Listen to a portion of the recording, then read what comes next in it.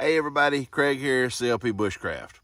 So I'm out in the woods today and I've been thinking about this video for a little while and thought it'd be kind of fun to go over and show y'all and give you my thoughts on what is the perfect survival knife for me, I guess you'd say. So, survival knife.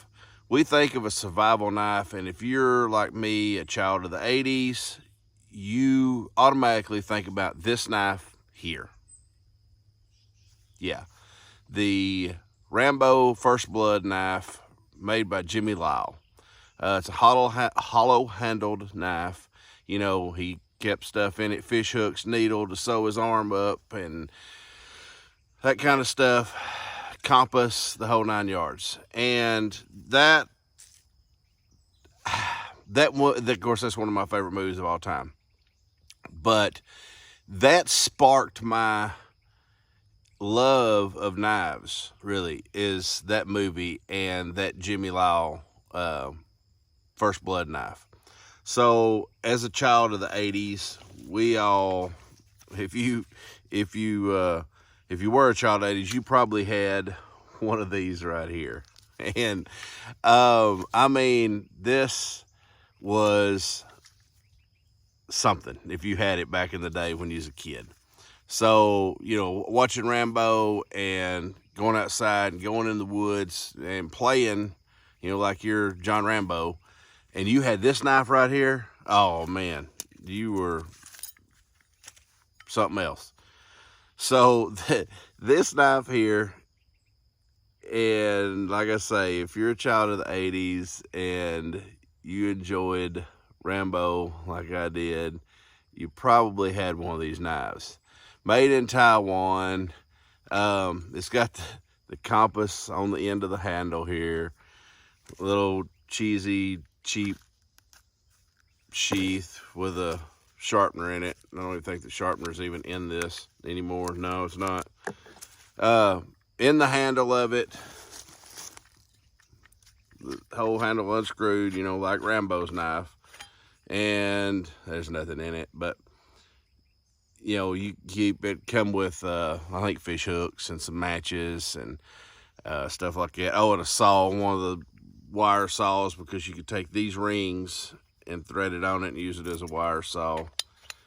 But yeah, this was, I mean, something else. I thought I could do anything out in the woods with this knife. And unfortunately, this is not my knife that I had when I was a kid. It's identical to it, but it's not the exact one. I bought this off eBay. I wanted just the nostalgia of it, you know, just like, hey, I had one of these knives when I was a kid, and I found one of these on eBay. And so I'm like, hey, I want to get it just put it back, you know. So not that I do anything with it, but just to be able to hold it, you know, brings back a lot of memories. So that's kind of cool. But yeah, so, you know, survival knife.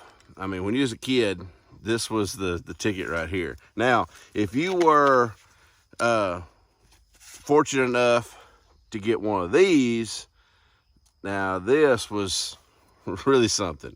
I always wanted one of these growing up in the 80s. My older brother, he actually had wound up having one, but this is the Buck 184 Buckmaster. Now this was really like, I mean, man, this was like the Rambo, show enough Rambo knife here, you know, back in the day when I was a kid. But you know, it's got a hollow handle, unscrews. It's got compass in it, and I do have stuff stashed in this knife.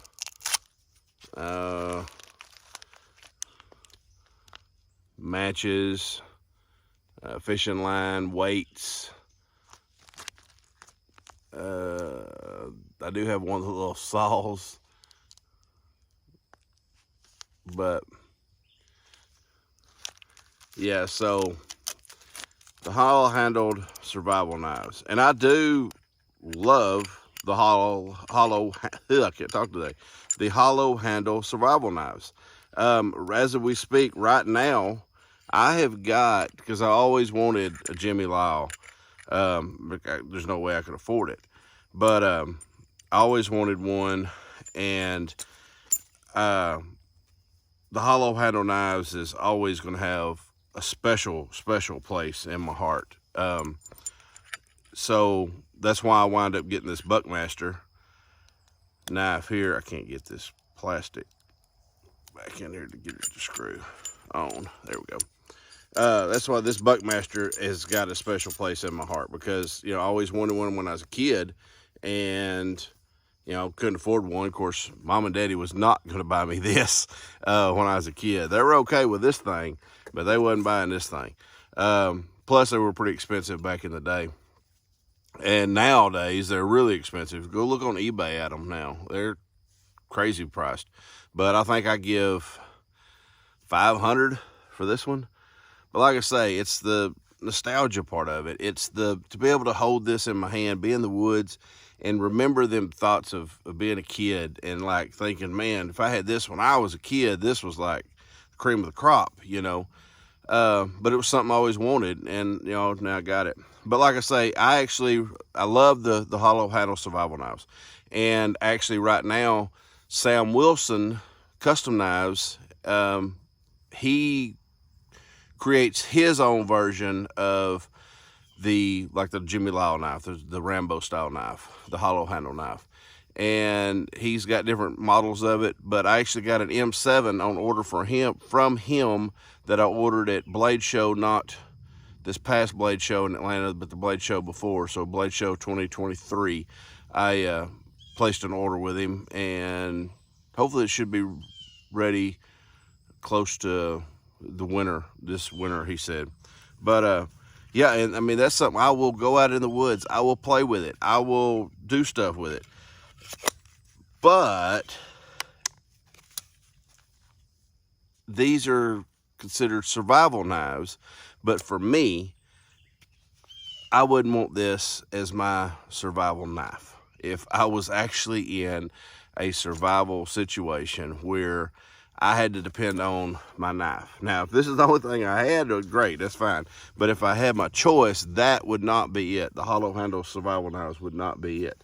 And then there's even the other, you know, say it's not a hollow handle survival knife, because people think, well, you know, they're very weak when it comes to being a two-piece, basically the blade being actually attached to the handle of it. And then you think, well, something like this Cold Steel Trailmaster, this is one of the older Cold Steels. You know, it's big, more Rambo-y, don't have the saw teeth on the back. It's not hollow handled. I don't know if this is a full tang. I can't remember or not. I think it is. It's just got the handle wrapped over it. But you know, beefy knife. But even this, no, it would not be my pick for a survival knife. If I had to use it for a survival situation, as a survival knife. Now, will this knife chop stuff if you need it? Yeah, it'll chop. Will it baton through stuff? You know, if you need it, yeah, it'll baton through stuff. But you think about it, if you're in a survival situation and you're needing your knife to help you create things. That's my mindset anyway. You know, you didn't have any fish hooks, and you've got I don't have any right here. Well, kind of. You know, you don't have any fish hooks, and you got to try to use your knife to try to take something like this wood and carve it into a fish hook. Now, it could be done. I mean, I could do it with this big old thing here, but I mean, now look, if I'm trying to do like a little small push cut, I've got this in the way, you know, this rope serrated style blade. You know, it's just going to be hard for me to get in there and do small, intricate stuff with something like this. That's not what this knife was designed for either. I mean, this knife was designed for, basically they designed it for the Navy SEALs, and this is supposed to cut through like an aircraft, like a helicopter or aircraft hull, fuselage, whatever. This is supposed to be to cut through that. This is more to cut through rope, like the thicker ropes. It's got the little anchors that you can screw on to the to here and here, and use it as an anchor to anchor stuff down. People always thought about it as like you can use it to rappel, throw the knife up and rappel off of it, but that's definitely not the case here. If you don't know what I'm talking about, I'll show you real quick. If you don't know anything about these knives, so they got these little spikes here and here that screws in like this. Then you've got this is a spot to tie a rope, lanyard, paracord, whatever to, and then you could use the knife as a anchor. So it was to be able to anchor their gear down, from what I was understand basically. But that's what I'm talking about. They got the little anchor things here. So like I say, this knife wasn't designed to do that. But like I say, a lot of times we think of instantly, you know, the Rambo style knife as being a survival knife. If I'm out in the woods, like I say, and I'm having to survive, and I'm going to want a knife that, one, first off, is full tang. That's me. I want a full tang knife. I want a knife that I can use for game processing, as well as use it for small, intricate carving type needs. So if I need to carve me a spoon, if I need to carve tent stakes, if I need to carve whatever, I can use the knife to carve that kind of stuff. Like, you know, we're talking about survival situations. So, you know, if I'm out there trying to survive and I'm going to want set hooks, if I'm close to water and there's fish in there, you know, I can use the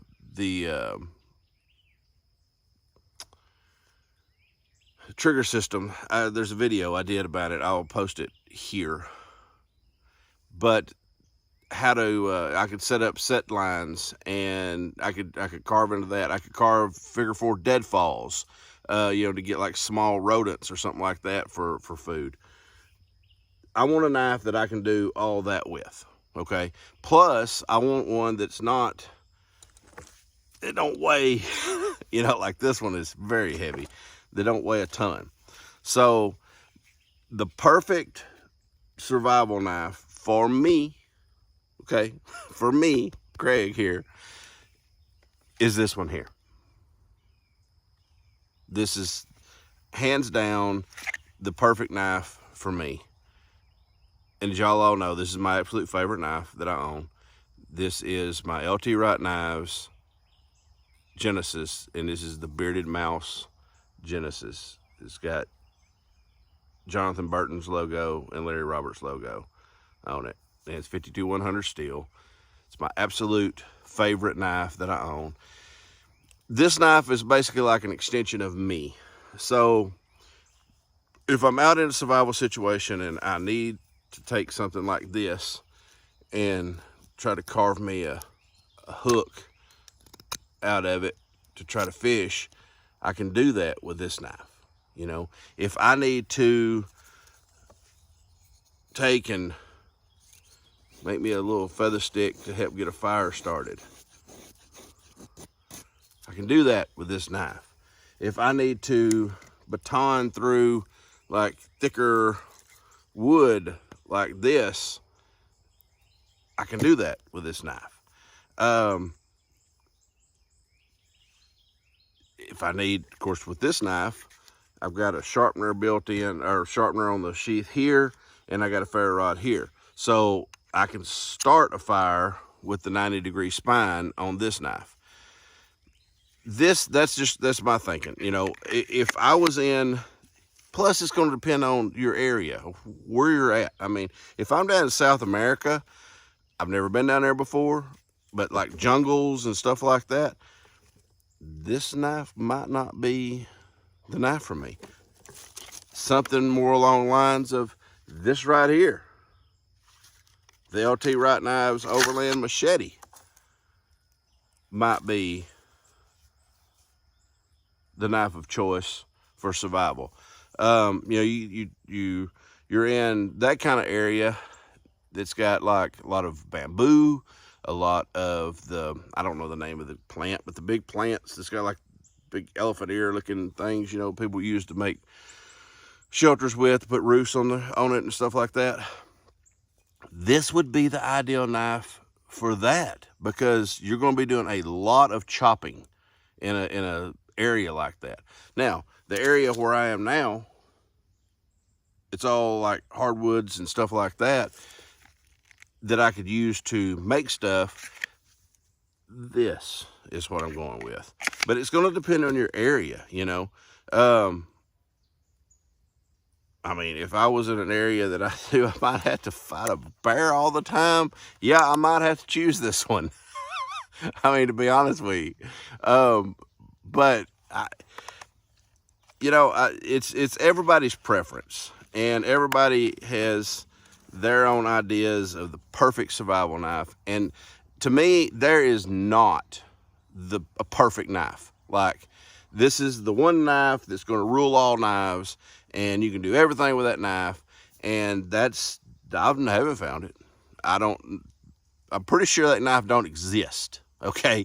But it's hard to say that there's a perfect knife that's out there that you can go from something like this to be able to chop with, but then you want to do something like bushcraft style skills to go to this, or say you want something that you're really needing to do a lot of smaller, intricate carving or something, you might want like this. It's not, you don't have